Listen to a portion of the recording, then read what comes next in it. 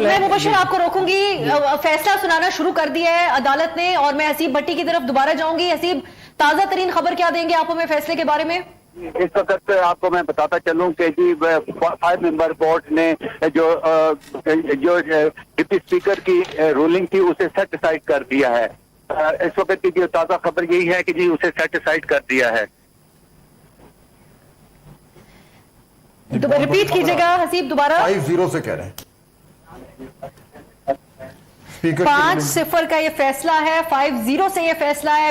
ये जो इस मजीद तफसील के लिए दोबारा जाएंगे, लेकिन वो कहते हैं कि जो डिप्टी स्पीकर की रूलिंग है, हसीब भट्टी हमें बता रहे हैं कि उसको 5-0 से अदालत की तरफ से गैर कानूनी करार दे दिया गया है। बहुत बड़ी की आज की खबर है और बहुत बड़ी, बिल्कुल गैर आईनी करार दे दिया गया है। 5-0 से ये फैसला बता रहे हैं हसीब। एक बार फिर मैं हसीब चाहूंगी कि आप रिपीट करें।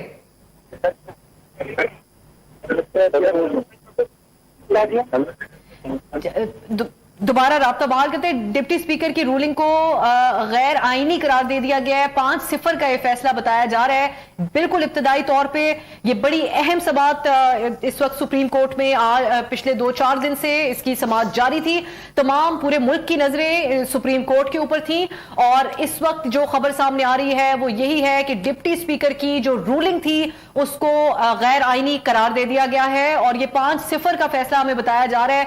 हसीब भट्टी जो हमारे रिपोर्टर वहां पर है, इब्तदाई तौर पे हमें जो अब खबर दे रहे हैं वो यही है।